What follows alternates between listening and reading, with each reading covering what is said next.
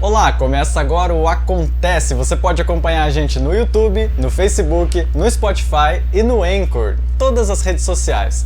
Agora a gente vai ter um programa bem especial sobre um assunto muito importante. Meu nome é Matheus Lianda, eu sou jornalista e você nunca acha que vai acontecer até que é com você. Eu sou Cláudia Cunha, professora, e ser mãe foi a minha maior realização. Meu nome é Emily, eu sou mamãe da Maria Cecília e eu luto pelos direitos das mulheres. Meu nome é Letícia Siqueli, eu sou advogada, professora e mãe e atuo com os direitos das mulheres no ciclo gravídico puerperal. Então eu queria começar falando com a Emily, porque teve um caso muito triste que aconteceu no ano passado com ela e que acabou sendo um divisor de águas nos casos desse tipo aqui na região toda, né? Eu queria perguntar como que foi, né? Como que foi esse caso desde o começo? O que houve? Isso mesmo, Matheus. Ano passado eu tive a perca, né, da minha neném por negligência médica. E olha, foi difícil. Como todo mundo sabe, não era uma gestação esperada por mim, mas foi muito bem cuidada. E no final da minha gestação, né, onde era para eu ser recebida bem, num local onde eu tinha medo por estar perdendo o líquido e tudo mais, eu fui violentada e acabei perdendo ela por falta de atendimento, por me negligenciarem um atendimento. E na época ainda você estava com 17 anos, você ia fazer 18, né? Isso, eu fiz 18 anos no dia que eu perdi ela, né? Porque eles marcaram a minha cesárea bem no dia do meu aniversário. Então ainda traz toda uma carga emocional também, né? Era para ser um dia super especial. Exatamente. E quando você deu entrada no hospital, a sua mãe pôde te acompanhar? Para cesárea? É. Então, na hora dos exames pré-parto, ela não pôde me acompanhar porque eu já era maior de idade. No dia da cesárea. Você tava fazendo aniversário naquele dia, né? Como sim. se, né, vira a chave e de repente você é uma adulta. Mas eu nunca fui acompanhada nos exames. Nenhum exame eles deixavam entrar, ficavam na sala de espera ali. E acho que a Letícia quer falar o que isso pode gerar de problema. Então, só essa questão da maioridade, independente se a Emily era maior de idade ou não, é direito da gestante estar acompanhada, né? Tem uma lei federal que fala que a partir do momento que a gestante entra no hospital, o acompanhante entra com ela e só vai sair do lado dela na alta hospitalar. Então, independente se a Emily tinha 18 anos ou não, no dia da cesariana dela, ela não poderia estar sozinha. Mas existe algum agravante pelo fato de, tipo, ela tinha feito aniversário naquele dia, né? Então até ela era menor de idade, né? Assim, emocionalmente, psicologicamente. Então, inclusive nos atendimentos anteriores a essa data do aniversário dela, ela entrou na maioria deles sozinha, né, Emily? Então, ela ainda era menor de idade enquanto ela estava sendo atendida. Então, os exame de toque realizado nela, tudo ela estava sozinha. Então, a gente vê o Estatuto da Criança e do Adolescente sendo ferido e a Lei Federal 11.108 de 2005 também. E, na opinião de vocês, o que falta?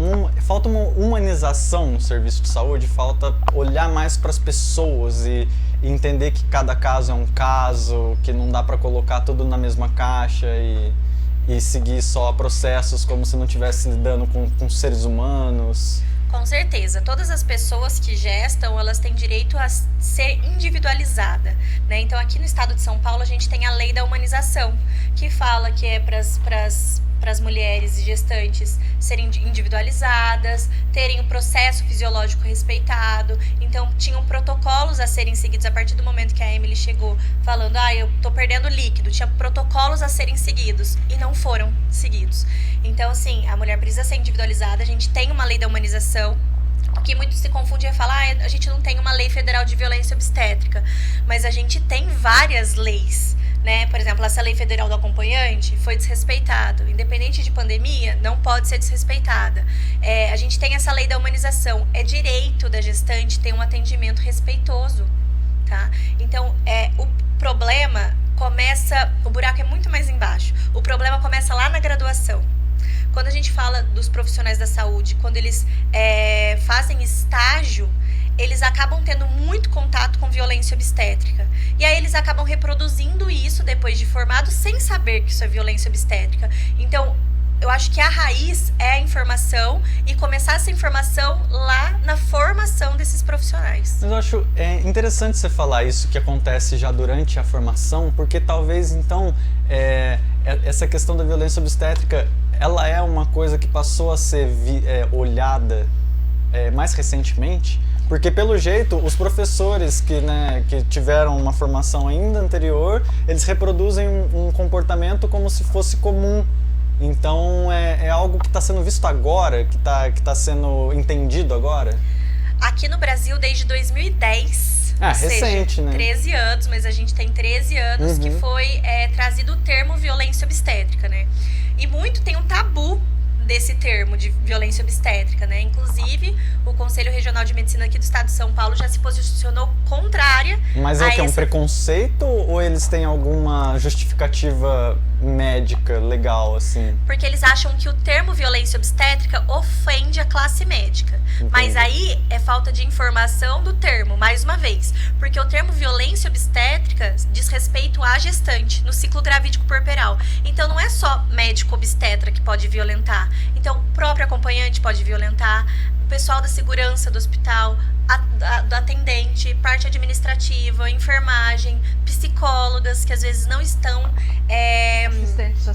Assistente social. Às vezes eles não sabem lidar com o luto, que foi o caso da Emily. Eles não sabem acolher, eles não sabem o que falar e acabam falando frases que violentam verbalmente, psicologicamente essa gestante, essa mulher. O que a gente mais vê são as frases infelizes, né? Quando acontece a fatalidade, as coisas que a gente tem que ouvir, né?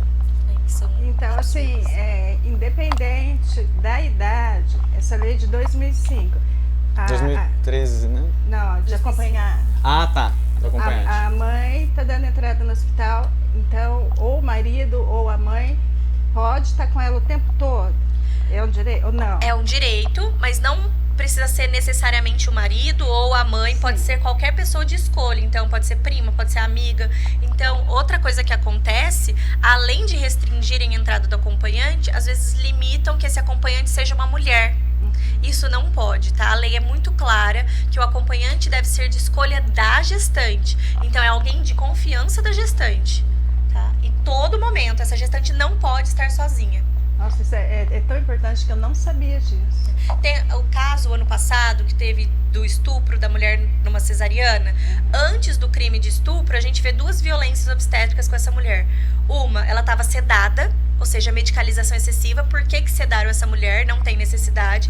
E segundo, cadê o acompanhante dessa mulher? Então, antes do crime de estupro, a gente vê duas violências obstétricas num Esse vídeo foi assim, aquele de 2 que repercutiu minutos. até no Fantástico, Sim, né? Isso, do anestesista. Esse caso mesmo. Então, pode falar. Letícia, tá, mas a gente sabe como funciona o sistema. Aí eu tô dando entrada lá no hospital e eu tô com meu marido e eu tô muito nervosa. Independente de estar nervosa, não é um direito meu como mulher. E eu falo, olha, eu tenho direito. Eu falo, não, você não tem, porque você sabe que isso acontece. Sim. Procura seu advogado. Uma pessoa assim, de uma classe social, né, não vai ter advogado. E aí? Você não pode nem filmar nada. Então, essa questão da filmagem é um ponto que eu sempre bato também. Primeiro que pode chamar a polícia, num caso desse, tá?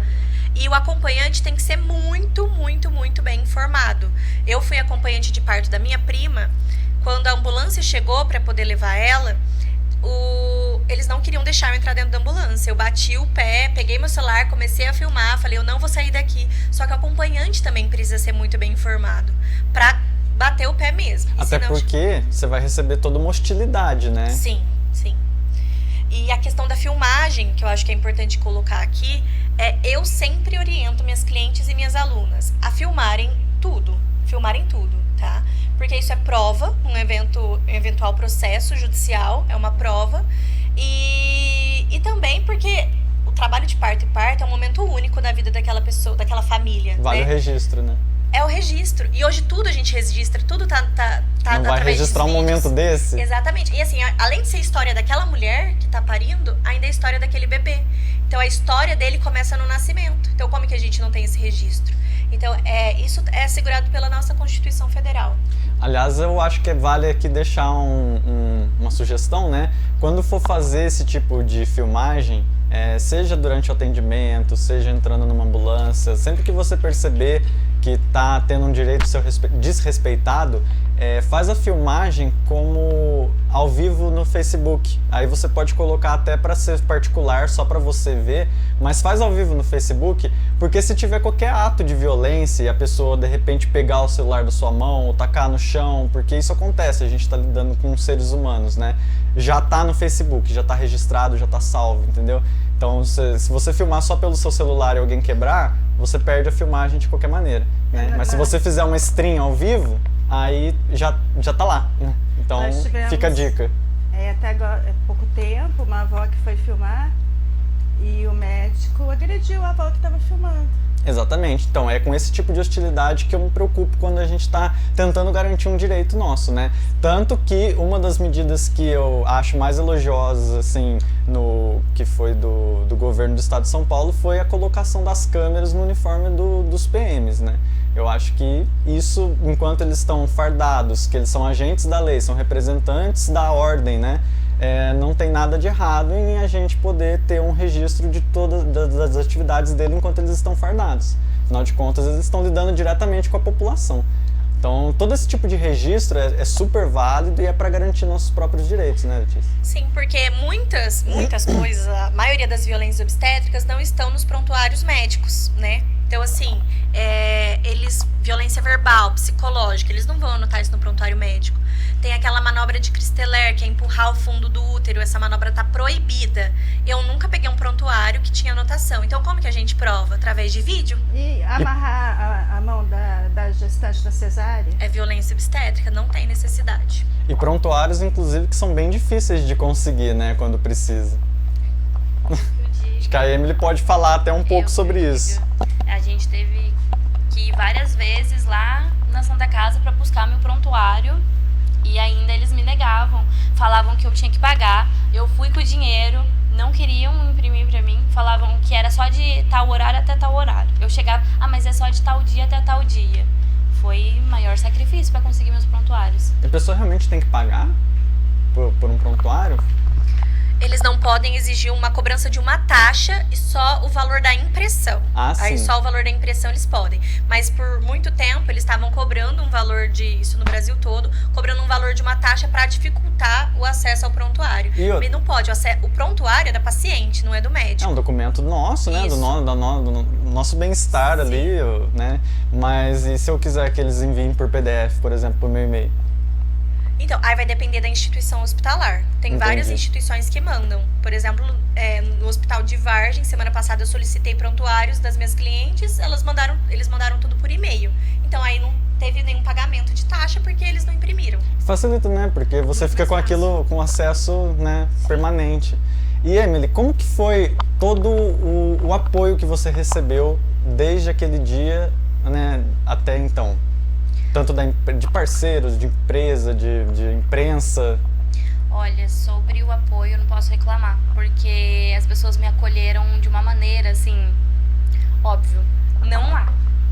Lá foi, assim, decadência. Até as psicólogas de lá me violentaram, assim, sabe? Verbalmente. Mas da imprensa, na minha família, isso sim, eu recebi um acolhimento muito grande. Da Letícia, da Doula também, elas sempre queriam estar próxima, queriam conversar comigo, saber como eu tava, mas referente à Santa Casa, nenhum acolhimento. Foi, assim, decadência. Até a última enfermeira que foi no meu quarto, ela conseguiu me violentar de uma maneira, assim, que não ficasse explícito, mas isso a gente gravou. Será que aí também não é uma pergunta da sua área, né? Mas não há nenhum treinamento nessas instituições? Porque, assim, é um hospital, então, claro, acontecem mortes ali todo dia. Eles não sabem lidar com os familiares, não sabem lidar com as pessoas. O que acontece? Então, primeiro da morte, a taxa de mortalidade materna no Brasil está altíssima. E quando a gente vai analisar as razões são razões que davam para se prevenir, tá? E precisava sim ter um treinamento, isso daí é política pública, né, que precisa ser implementada.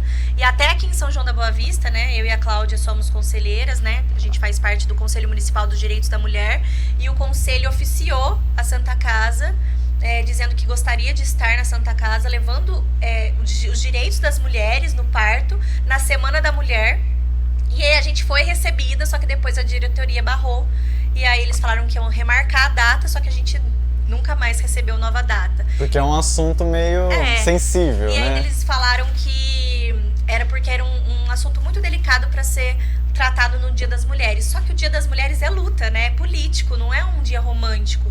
Então a gente precisa falar. Então, assim, a gente tá tentando levar informação. Eu produzo conteúdo nas redes sociais porque o intuito é fazer que todas as pessoas, a gente sabe que a maioria das pessoas não vão ter condições a ter uma doula, não vão ter condições a acesso a informação de qualidade, então a gente precisa ter esse trabalho nas redes sociais também para levar conhecimento para as gestantes, né? O que é isso que você falou, doula? Doula. Muita gente não sabe Eu que é não doula. sei, eu nunca ouvi esse termo.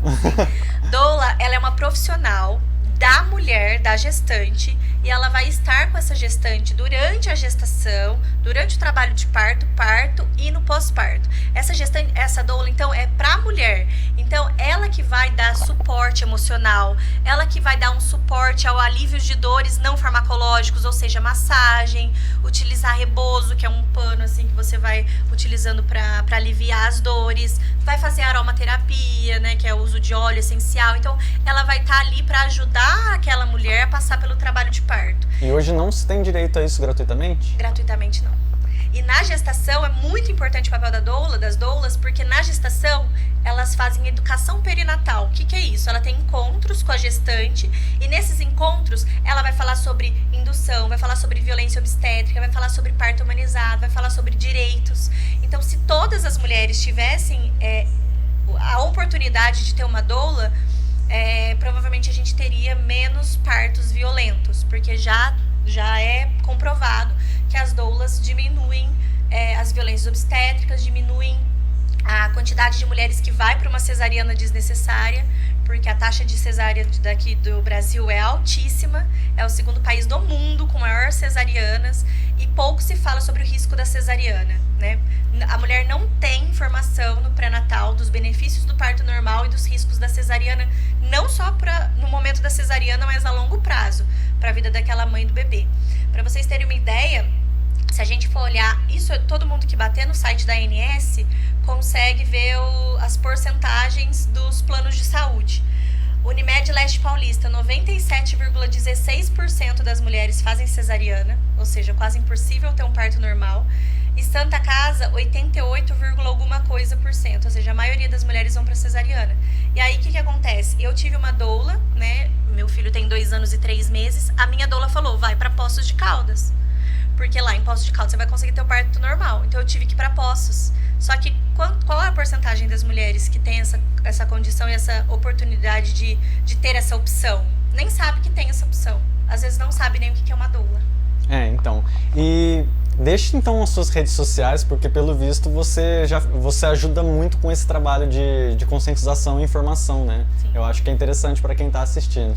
Eu falo que informação é o item mais importante de enxoval. Não é roupinha, não é bercinho, não é carrinho. Isso daí a gente dá um jeito depois, pega de segunda mão, mas informação é muito importante. O meu Instagram é @lecikelly, com 2 L's. E se alguém quiser fazer alguma consulta com você, aí você atende online também, se for necessário, ou vocês marcam, como é que funciona para quem quiser ter um atendimento com você, tirar dúvidas? Eu faço atendimento do Brasil inteiro, então para o pessoal daqui de São João e região no meu escritório, é só entrar em contato pelo Instagram mesmo. Letícia, você pode explicar pra gente o que é o plano de parto? É isso que chama, Sim, né? plano de parto. Você faz, Sim. né?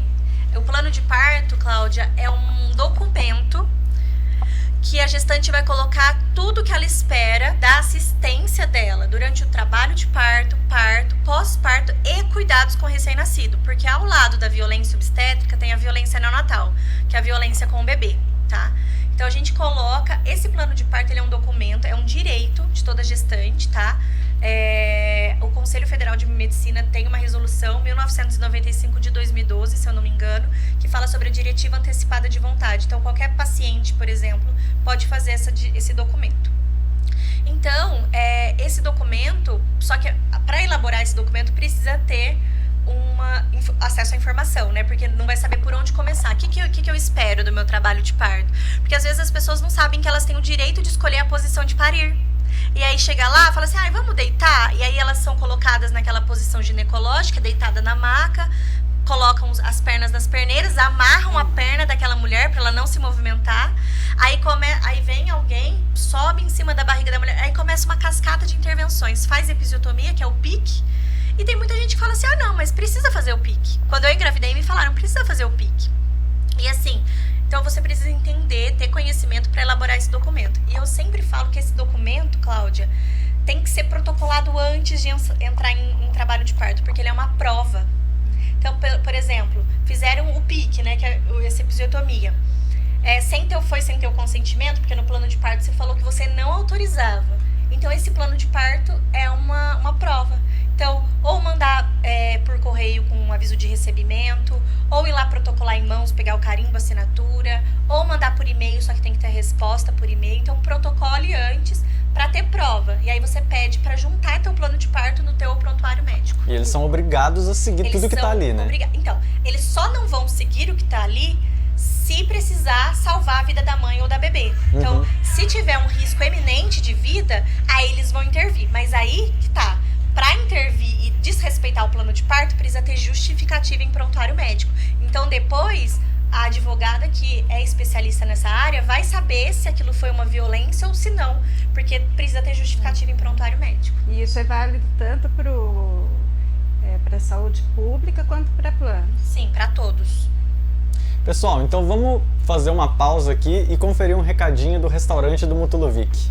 Estamos aqui novamente, meu povo querido, São João da Boa Vista. Estamos fazendo uma parceria com o programa Acontece, que vai aos domingos. E a gente aqui em frente ao restaurante Mutulovic, estamos aqui para convidar você. Aos domingos temos lasanha, tem 4 tipos de escura.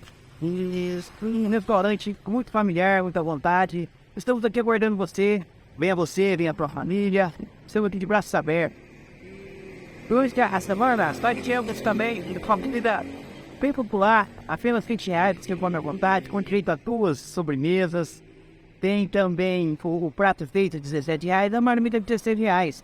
A gente já está há alguns anos no mercado, o Sr. Borboni você conhece o método de trabalhar. Então estamos fazendo uma parceria aqui com o programa, Acontece, que vai aos domingos. E estamos aguardando vocês. Tá aí, recadinho dado. Então, quem ficar com fome e quiser curtir aquela comida deliciosa do restaurante do Mutulovic, fica ali no final da Ademar de Barros. E, Letícia, eu queria te perguntar agora, ainda voltando sobre o assunto da cesárea, por que acontece, tem uma incidência tão grande de cesáreas? É economicamente vantajoso para as instituições? Sim, porque assim, uma cesárea dura ali 40 minutos. Trabalho de parto pode durar 12 horas, 24 horas. Você mobiliza a equipe, né? Exatamente. Então, assim, uma cesariana, primeiro, que tem muitas cesáreas agendadas. Então, aquela mulher não respeita aquela mulher nem entrar em trabalho de parto. E aí entram bebês que não estão prontos, né? Porque o bebê só está pronto para nascer quando você entrar em trabalho de parto. Então, não é abordado esse risco para o bebê também nascer de cesárea agendada. Porque todo o processo da gestação e da gravidez é natural. Então, logo na hora de dar a luz, não vai ser natural, né? Vai ser forçado, assim. Então, não faz muito sentido. É porque a mãe faz força e o bebê também faz força para nascer, né? Sim, então ele sabe que ele tá... É um processo, Sim. Então ele está participando daquele processo, ele está fazendo força. É isso que o Matheus falou, é um processo natural, que não é o caso da cesárea, né? Inclusive, a lei da humanização fala para respeitar o processo fisiológico sempre que possível, né?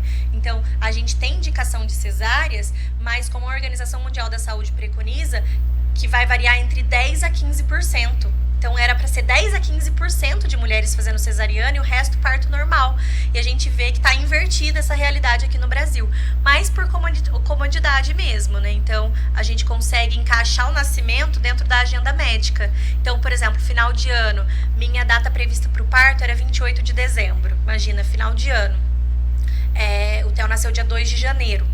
Eu tive um parto normal, como eu disse, eu fui para Poços de Caldas. Mas se eu tivesse tido aqui, provavelmente eu teria feito uma cesárea por N razões que não tem fundamentação na medicina baseada em evidências científicas. Então eles iriam me levar por quê?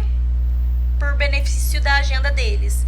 Então a gente vê, por exemplo, quando eu completei 40 semanas, eu tive que ir no hospital fazer cardiotocografia, que é um exame para monitorar o batimento cardíaco do bebê, as contrações.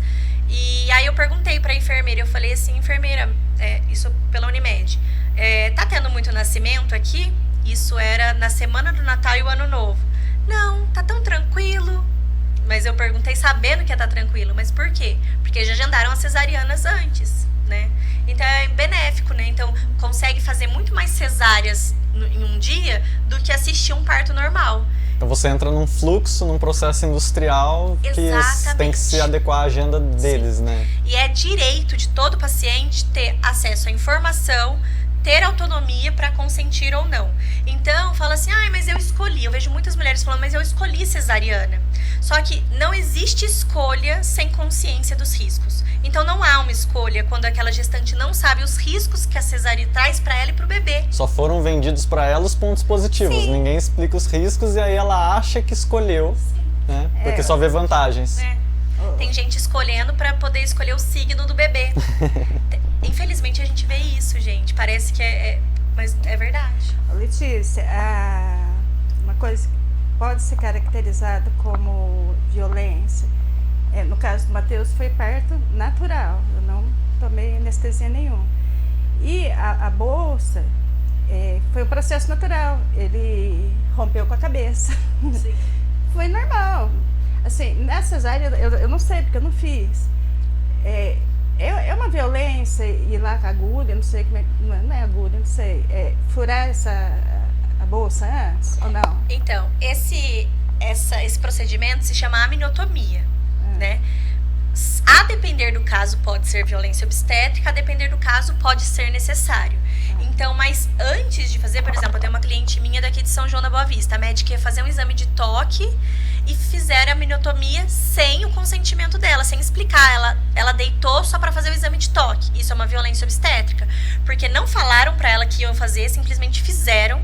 E quem falam que é doloroso, nesse caso da minha cliente, ela falou que foi muito doloroso, ela não recebeu a informação, não sabia por quê, então às vezes eles fazem a amniotomia para acelerar o trabalho de parto, sendo que nem tem evidência científica de que ajuda a acelerar o trabalho de parto, e mesmo assim eles fazem. Então vão ter momentos que vão ser necessários, vão ter momentos que não vai ser necessário. E já falando do exame de toque, eu fiz 2 quando eu fui ter o Matheus, e é muito doloroso mesmo. Mas tinha uma moça que eles faziam a cada 1 hora. Isso é uma violência? Sim. Eu chorava muito, porque é doloroso. Exames de toques excessivos são violências obstétricas, né? Por quê? Por que é violência obstétrica? Primeiro que a recomendação é que seja um exame a cada 4 horas. Então, quando a gente fala de humanização, só para contextualizar, quando a gente fala de parto humanizado, porque tem muito tabu, então parto humanizado é parir em casa, é parir da banheira, é parir agachada. Não é nada disso. Parto humanizado precisa ter um tripé: protagonismo da mulher, medicina baseada em evidências científicas e equipe multidisciplinar. Então, toda assistência que dá àquela mulher precisa ser com base nos estudos recentes.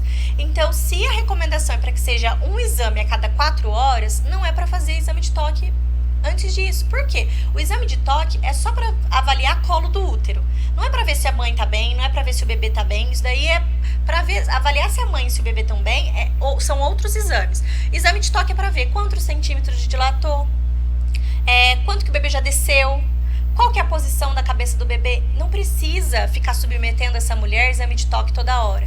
O que a gente vê também, Cláudia, é mulheres na mão, objeto de estudo. Então, tem um monte de estagiário lá, vem um estagiário, faz o exame de toque. Aí vem outro, faz o exame de toque. Vem o terceiro, aí depois vem um médico, que é professor, para fazer outro exame de toque. Isso é muito violento.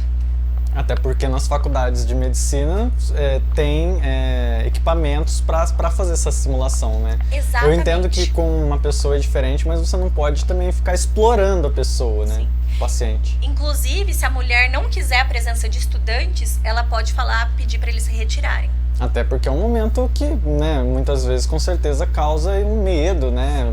É uma coisa diferente, principalmente se for a primeira vez, né?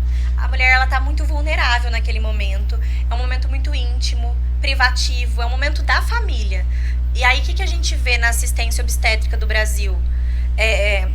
Eles fazem o evento ser da equipe médica. Então, é o médico que faz o parto. Eu odeio quando fala assim, eu faço parto normal. Não, o médico não faz parto normal, quem faz é a mulher. O médico tá ali para assistir, e caso aquela mulher precise de alguma intervenção, e aquela intervenção seja... Necessário? Isso, que seja necessária e tenha consentimento, a equipe vai intervir. Mas caso contrário, não, quem vai fazer o parto é aquela mulher.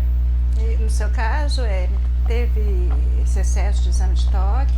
Então, todas as vezes que eu fui lá, eram feitos 1 ou 2 exames de toque em menos de 2 horas, assim. Teve um dia que me deixaram de observação lá e fizeram. Uma enfermeira me chamou, fez, depois a médica me chamou e fez de novo. E como a Letícia estava falando, né, quando a mulher deita para fazer o exame de toque, que furaram a bolsa, induziram um parto. Sem o meu consentimento, induziram o meu parto. E eu tinha optado por cesárea porque, primeiro, porque eu não sabia dos riscos, e segundo, porque se tivesse alguma chance dela estar viva, era numa cesárea de emergência. Mas aí me deixaram 4 horas agoniando no meu quarto, em parto normal. Porque eu não sabia como era a dor, não me explicaram, ninguém ficou lá pra me acompanhar. Deixaram eu e o meu ex-namorado lá, eu não sabia de nada, a única coisa que eu sabia era apertar a mão dele na hora que vinha a dor, e depois eu praticamente desmaiava. Pessoal, a Emily tá ressignificando todo esse processo que ela passou, e daqui a pouquinho ela vai contar pra gente essa novidade, mas antes a gente vai acompanhar o que aconteceu em São João com a matéria de Cláudia Cunha.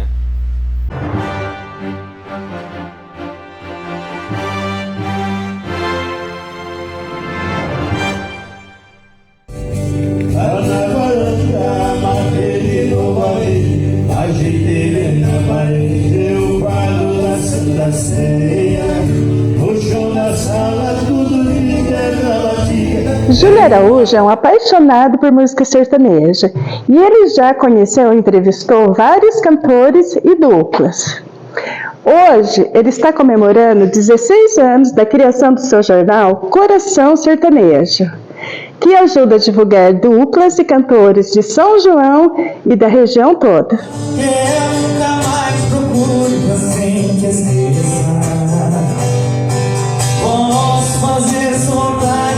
Poucas vezes eu me emocionei, hoje no finalzinho quase que eu chorei, né, porque é muita emoção de a gente saber, ainda mais hoje que eu trouxe os meus 3 diagramadores, né, o Jairo Coelho começou comigo, o Juliano Cera, depois o Rogério Cera, já está 10 anos comigo aí na diagramação do jornal, e né, foi envolvendo, né, os cantores também cantando bonito, todos, né, fazendo aí, direcionando palavras elogiosas ao jornal, isso tudo vai mexendo com a agenda emocional e foi muito importante para a gente.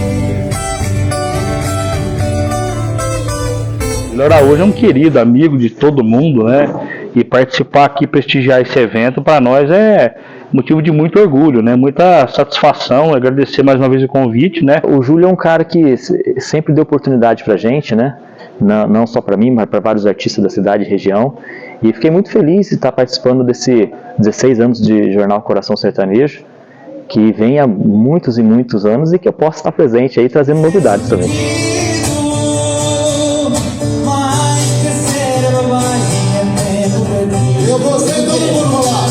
O pessoal que veio aqui prestigiar o show trouxe 1 quilo de alimento para ajudar aí e prestigiar os vicentinos da paróquia Senhor Bom Jesus. E o Júlio está de parabéns, porque ele é uma pessoa de um coração muito grande, muito bondoso.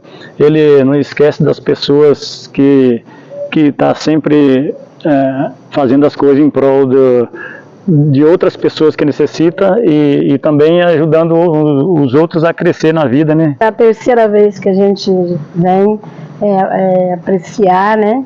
E toda vez a gente sai daqui muito contente, emocionado, uma pessoa muito especial para nós, e a gente está aqui para prestigiar ele juntamente com este show, né? Lindo, maravilhoso.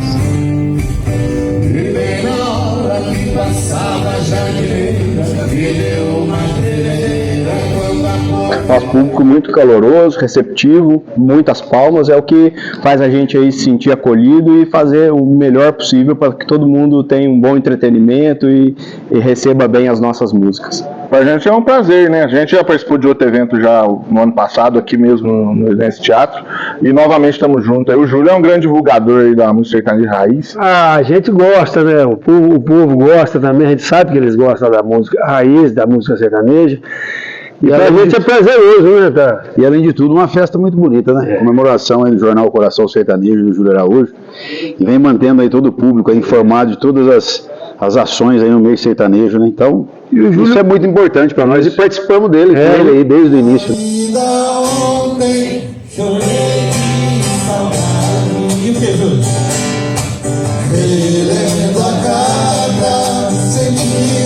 Desde quando eu estava na barriga da minha mãe, ele já fazia shows tocando guitarra, e eles falam que eu já dançava na barriga dela desde criança, então desde antes de nascer, né? Então a influência foi muito, né?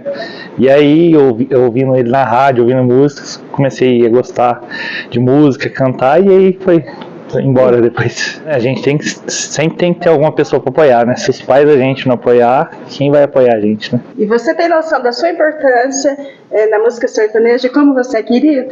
Não, talvez nem tanto não, porque a gente tem um trabalho de formiguinha, né? De rádio, 24 anos, jornal Coração Sertanejo, 16 anos, e televisão, acho que tem uns 10 ou 11 anos que eu faço, então a gente não sabe a proporção, né? Porque quantas pessoas que a gente atinge através do rádio, através do jornal, é muita gente, né? Mas é muito bacana, gratificante você fazer o que gosta, que é a coisa que não tem preço. Né? Quero agradecer imensamente a Connect TV, né, por eu estar lá na casa, né, a Renata, o Maica, vocês que vieram me entrevistar aqui hoje. Muito obrigado pelo carinho de sempre, por ter vindo aqui nesse evento que a gente realizou aqui, que é o Júlio Araújo Show, em comemoração aos 16 anos do Jornal Coração Sertanejo. Que venha mais 16 e mais 16, quem sabe a gente chega no 100, né?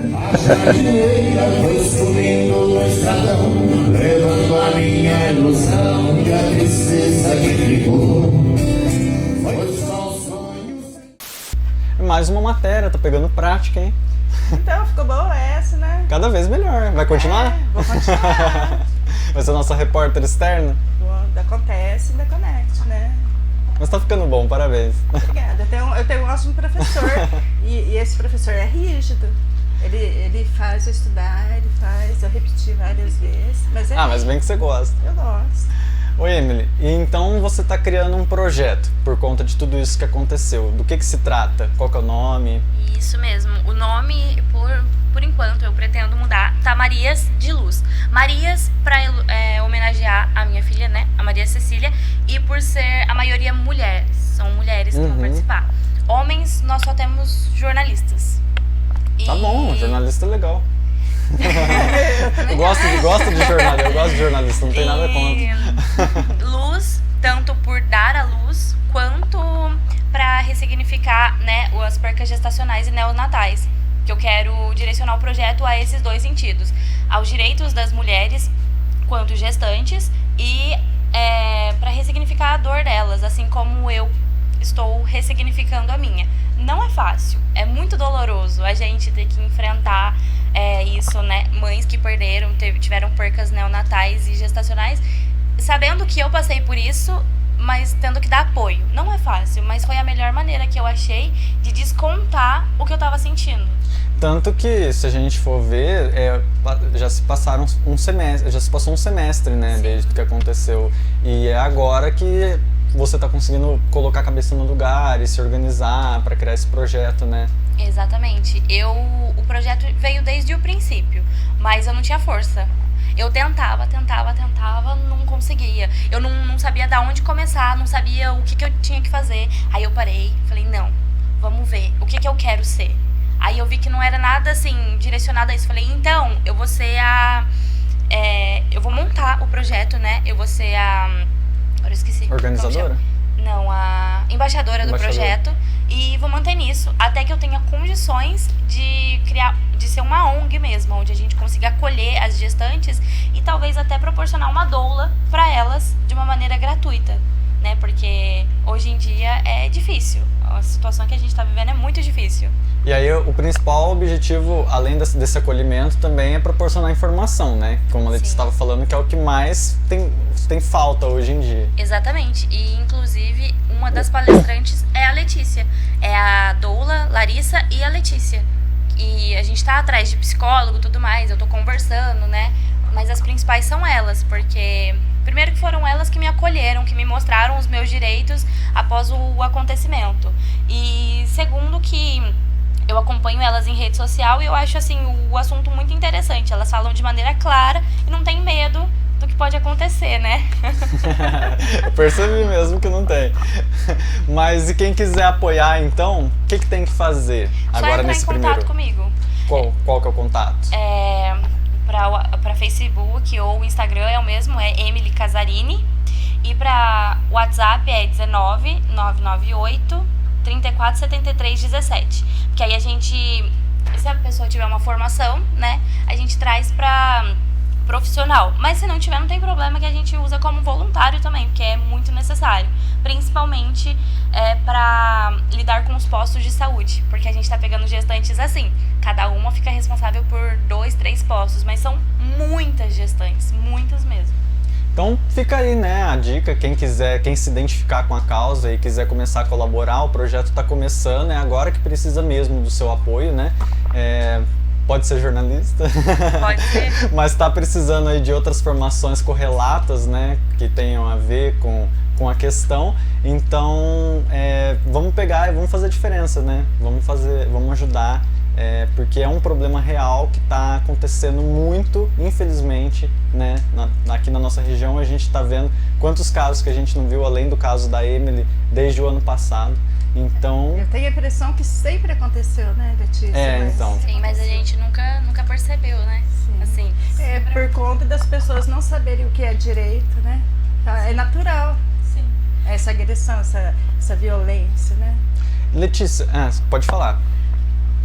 Por exemplo, você contou que você sofreu violência obstétrica. A minha mãe sofreu violência obstétrica também. Então, na verdade, sempre teve a violência obstétrica. Que hoje, a gente, felizmente, por mais que as pessoas que lutam pela humanização falam que são passinhos de formiguinha, porque realmente é um trabalho assim, a gente sente que a gente vai, e andam bem pouquinho, mas hoje a gente tem médicos, psicólogas, enfermeiros obstetras, doulas, advogadas, falando sobre, mas, então é por isso que hoje está vindo à tona esse tema, mas sempre existiu. A partir do momento que levaram as gestantes para ter seus bebês dentro de hospitais, começou a ter violência obstétrica. Vamos para a sala de aula? Sala de aula, com Cláudia Cunha. Então, no dia 21 de março é comemorado o Dia Internacional da Síndrome de Down. Que ela não é uma doença, ela é uma condição genética. A pessoa que tem a síndrome de Down, ela tem 47 cromossomos e nós que somos neurotípicos temos 46. E está tendo um movimento para mudar, não se chamar mais síndrome de Down. Que é o nome do pesquisador que descobriu, é o nome do pesquisador, né? Trissomia 21, é o nome científico. Então, muitos psicólogos e psiquiatras e médicos já falam a criança tem trissomia 21, porque o Down virou uma coisa meio pejorativa. Sim, é pejorativo mesmo. E é difícil de fazer essas mudanças. A gente vê, por exemplo, na questão da Covid, que teve toda uma luta para não estigmatizar a China, né? Transformar numa gripe chinesa, como aconteceu com a gripe espanhola, né? Então, porque muitas vezes o país... além de não ter sido a origem do vírus, né, também não tinha muito como aconteceu de ser ali, né, do clima ser favorável. Então, essa questão de criar termos pejorativos e ressignificar, só que é muito difícil de pegar, né? É que nem o Asperger, né, já não se fala mais síndrome de Asperger, se fala o autismo de primeiro grau, porque o Asperger, que é o que descobriu a síndrome, ele era um monstro nazista, né? Qualquer dia eu trago o livro, então é até bom que tire, né, essas coisas, né? E a criança com síndrome de Down, ia falar de Asperger, ela precisa desde cedo, né, de fono, de terapia ocupacional, de natação, muita natação, porque o pulmãozinho dela já é mais frágil. A maioria tem cardiopatias, então é um cuidado para a vida inteira. A fala, também, né, a fono, ele se comunica com dificuldade, mas ele ouve muito bem e ele é muito comunicativo e participativo. E ele tendo, desde pequeno, todos esses cuidados, ele pode ter uma vida normal. A gente vê tanto caso, eles trabalham, eles estudam, eles namoram, eles casam. Aí vai depender do apoio que a família vai dar para essa criança. E aí às vezes as pessoas falam assim... Por isso que é preciso identificar desde cedo. Apesar que para identificar não já é durante a gestação, né? Durante a gestação, no 3º mês, você pode fazer ultrassom morfológico, que pode ver se a criança vai nascer com a síndrome de Down, né, Letícia? Mas é um direito? Sim, precisa descobrir durante a gestação, mas a gente tem casos de mulheres que descobrem que o bebê tem a síndrome só no momento do parto. E aí a gente fala que houve uma negligência durante o pré-natal, porque não foi feito o pré-natal de forma adequada. Porque assim, a gestação... ela já é um período difícil, o parto já é um período difícil, e quando você tem uma criança especial, você tem que vivenciar esse luto, porque é um luto, a gente não pode romantizar também. Ela vai ser uma criança amada, e que vai precisar de mais cuidados, né, do que as outras crianças. Cuidados que eu falo assim, não o carinho, não o amor, especialistas mesmo. Mas a mãe vive esse luto, toda mãe vive. Quando fala, olha, você vai ter uma criança especial. E depois ela faz que nem a Emily, ela se ressignifica e vamos correr atrás, vamos fazer o melhor. Porque ela se prepara, né? Se prepara. Porque também, que nem você falou assim, a pessoa ficou sabendo na hora que a filha tinha síndrome de Down. Você já imaginou o choque psicológico para essa mãe? Para a família? Porque quando você descobre na gestação, você estuda sobre, você pesquisa, você tem aquela aceitação, você já tem aquele amor. Se prepara, né? Se prepara, né? Sim. Então, a dica é essa. Vamos pro álbum de recordações? Vamos pro álbum de recordações. Pega ele aí. Então, vamos lá. Eu fiz um cartãozinho. Letícia. Essa, eu pensei em você quando eu fiz. Calma. Mostra pra câmera. Porque é uma gestante, né? Representando todo o cuidado do seu trabalho que você tem com essas mulheres. E eu pensei de coração em você mesmo. Ai, que lindo. Amei. Muito obrigada. Agora você vai pensar numa lembrança afetiva. Agora pode abrir. Com essa pessoa, você pequenininha. Algo que você lembra com carinho. E a gente está falando de gestação. Quem que é? Minha mãe. Ai, que lindo.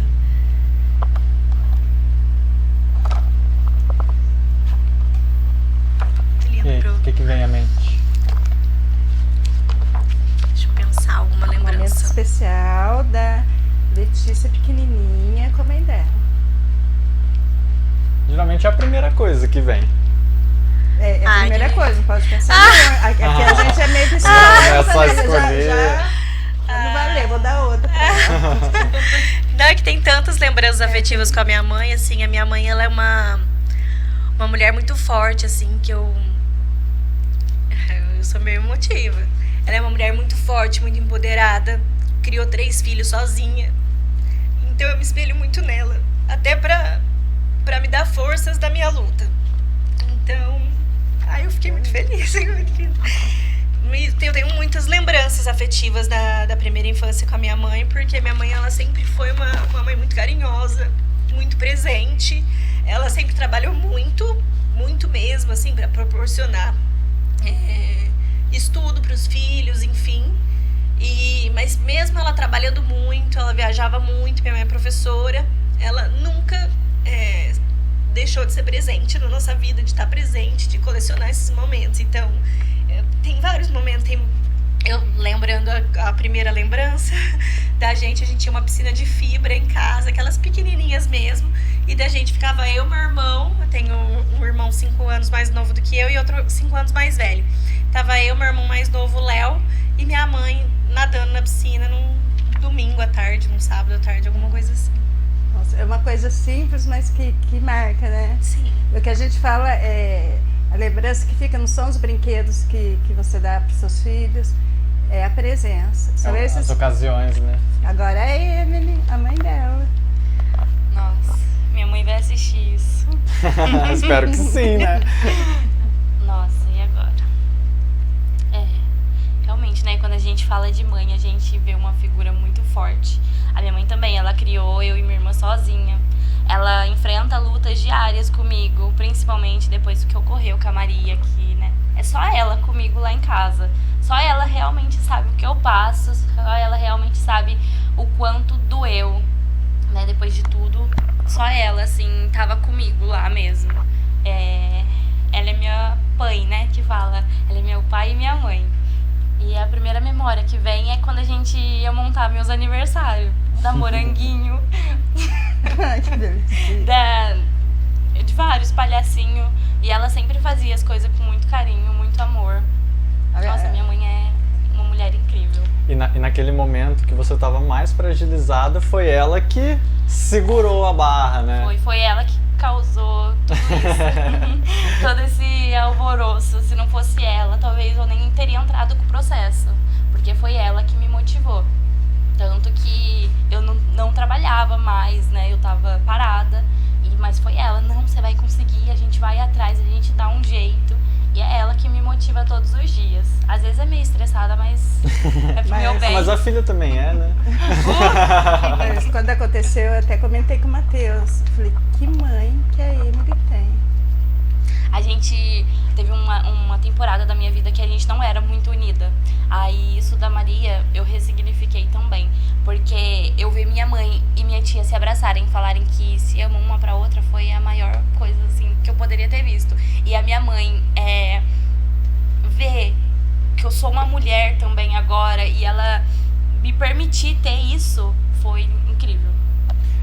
E durante aquele período, bem no começo mesmo, quando aconteceu, que você foi pra casa da sua tia e toda a sua família se uniu ali pra te dar apoio, pra te ajudar, e eu tava lá participando e eu lembro que eu fiquei pensando, né, eu até cheguei a comentar com algumas pessoas sobre isso, que eu acho que, assim, pro meu futuro, né, se eu pudesse escolher, era isso que eu queria ter uma família assim, que... Você comentou comigo. Eu comentei com você, né? Comigo também. Que eu queria ter uma família assim, que sabe, que tá ali, não importa o que acontece, todo mundo se une, se ajuda, fica ali na mesma casa e um dá apoio pro outro e tenta distrair, né? Eu fiquei, aquela foi uma experiência pra mim que, tipo, deu uma ressignificada também em como que eu enxergava essa questão de família. A minha família, a gente brinca que a gente não é carinhoso, mas mexeu com um, mexeu com todos, entendeu? A gente não sabe abraçar e falar que ama, mas a gente sabe mostrar isso. E isso que a gente passou junto, a gente vivenciou junto, foi uma das melhores experiências que eu tive com a minha família, assim. Porque todos os dias daquela semana, eles estavam lá jantando com a gente, eles estavam lá para assistir as matérias, para estar comigo, eles me abraçaram, assim, até primo meu que eu nunca recebi um abraço na vida, foi o que mudou minha estrutura familiar. Tanto que a gente tem agora, né, a gente almoça junto, a cada 15 dias a gente tem que almoçar junto, todo mundo tem que se unir numa casa e fazer aquilo. Já é uma coisa boa, né, que saiu do... E agora a gente sabe falar que ama um outro, olha só, evoluiu. Ô Letícia, e esse caso da Emily, ele se enquadraria mais como seria mais um caso raro ou seria mais um caso comum dentro desse espectro da violência obstétrica? Então, no caso da Emily, a gente tem tanto a violência obstétrica quanto o erro médico. Então, são duas coisas diferentes, né? Em relação à violência obstétrica, a Fundação Perseu Abramo fez um levantamento e nos trouxe que 1 a cada 4 mulheres sofre violência obstétrica. Esse número é de 2010 e é um número subnotificado, né? Então a gente sabe que o número é bem maior, mas mesmo assim já dá um norte de que 1 a cada 4 mulheres sofre violência obstétrica, né? E agora, em relação a erro médico, a gente vê com menos frequência do que as violências obstétricas, mas ela está presente sim. Entendi. Bom, vamos dar uma pausinha aqui para conferir o que está nos cinemas na sessão Em Cartaz.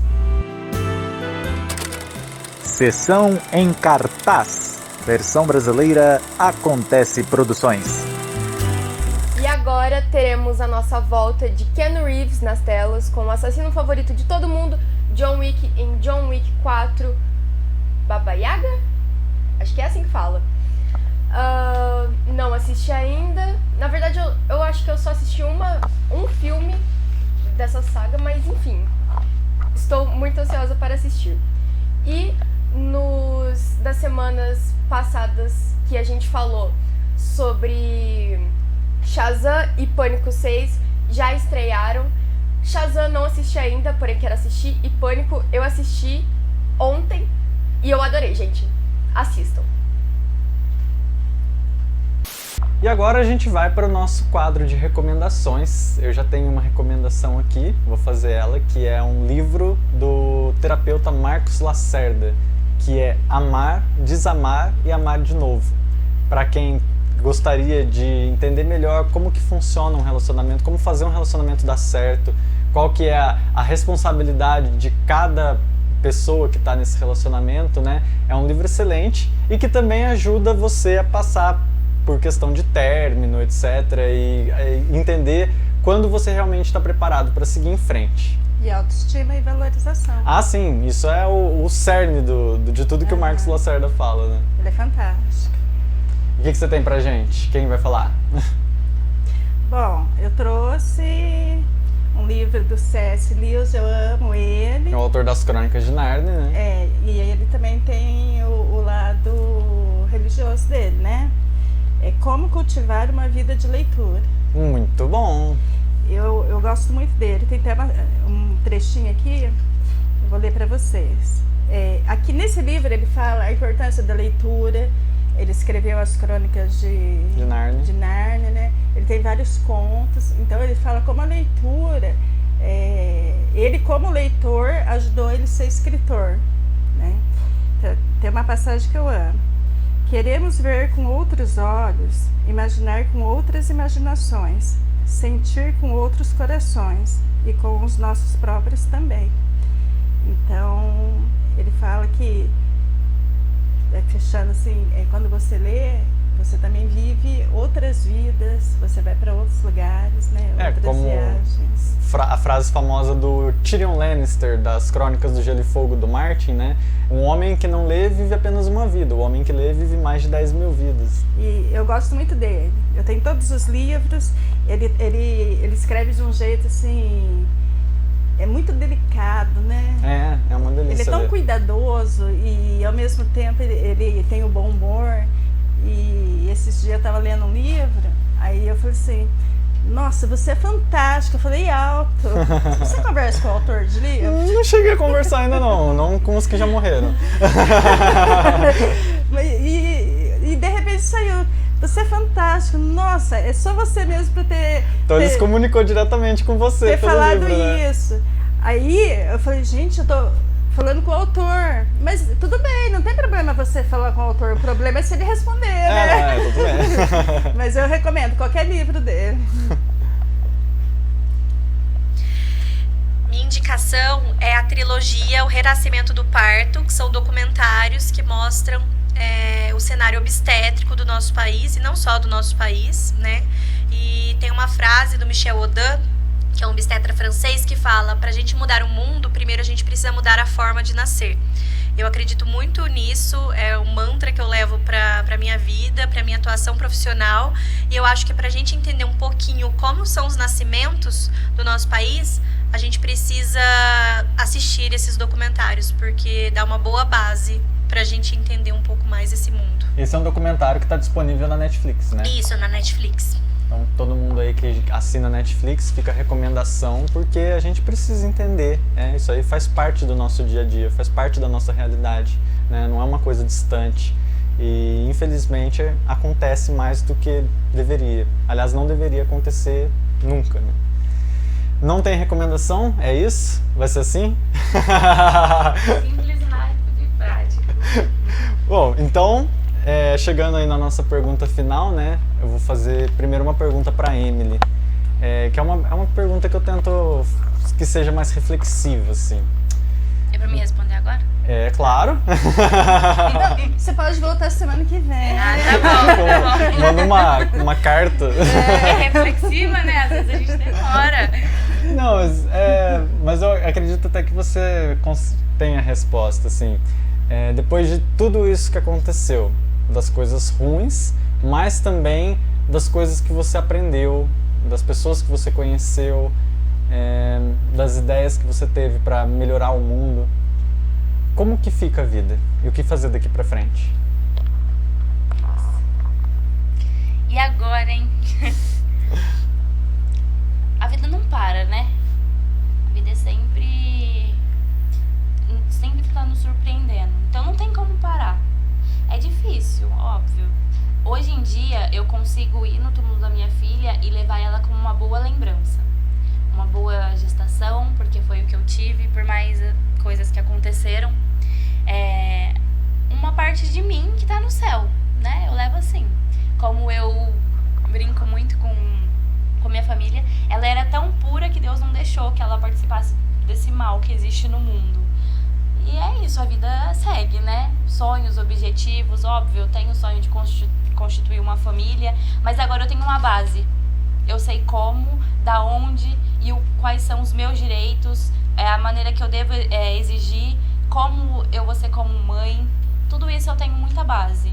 E é um incentivo também, né? Eu me vejo muitas vezes, eu me olho no espelho, eu me vejo muito como uma imagem de uma mulher forte, porque eu vejo mães por aí que, infelizmente, elas entram em depressão, ansiedade por conta do ocorrido. Mas ao mesmo tempo é triste, porque as pessoas elas não sabem significar a nossa dor como nós mesmos. E elas acabam pisando na gente nessa parte. E pelo menos eu não levo isso, né? Eu peço muito para Deus que Ele entenda as pessoas como ignorantes, porque realmente são o que são. Uhum. É isso, a vida segue, eu tenho sonhos, objetivos, eu quero crescer, constituir uma família, quero ajudar mulheres, quero crescer na minha profissão e me estruturar emocionalmente agora, né?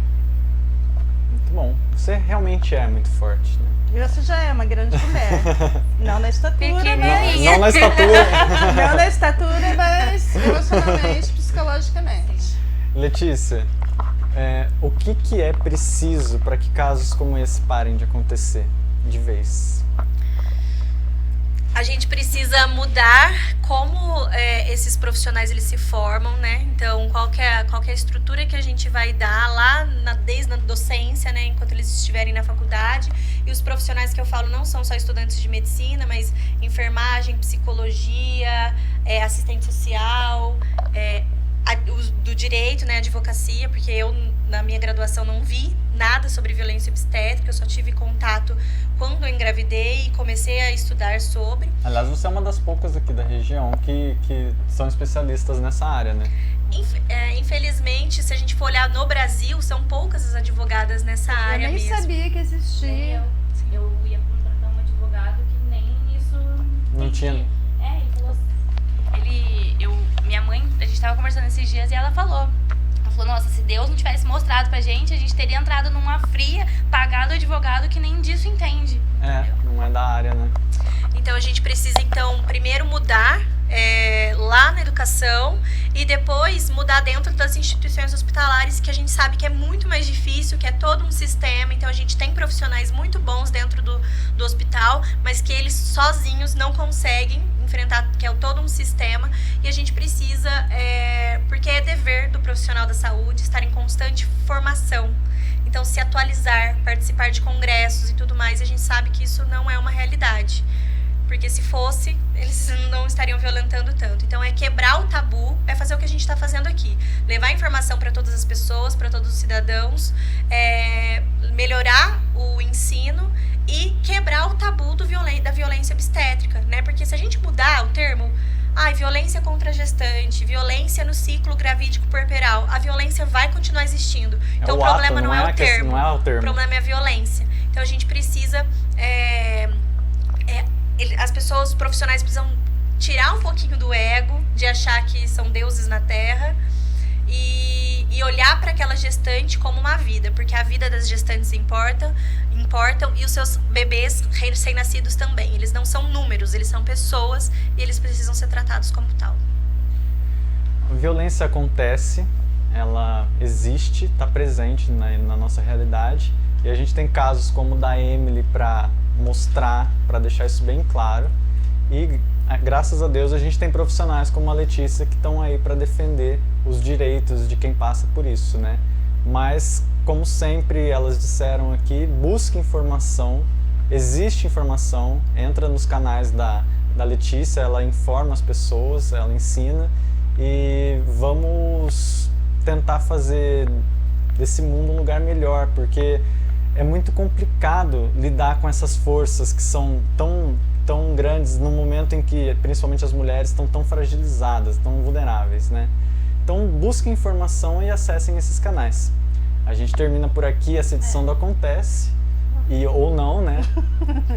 Eu sempre faço isso. É sempre isso. Eu faço o discurso e... Eu espero falar, vai acabar. Não, agora é sério. Eu queria oferecer esse programa para Maria Cecília, porque eu até me emociono quando eu fiquei sabendo que a Emily estava esperando, nenê. Eu fiz as lembrancinhas da Maria Cecília em aquarela, eu fiz o quadrinho, né? Ela tá lá vendo a gente, tá vendo essa mãe e tá vendo os amigos. Ela nunca vai ser esquecida, né? E esse programa é para você, Maria Cecília, aí de cima. Pois é que eu vou trabalhar, você tá me emocionando, ó. Ela tá vendo, ela vai ver todo esse esforço. Eu tenho certeza absoluta disso. Agora pode terminar. Obrigado. Bom, então a gente se vê, agradeço pela audiência, pela companhia, e a gente se vê na semana que vem com mais uma edição do Acontece.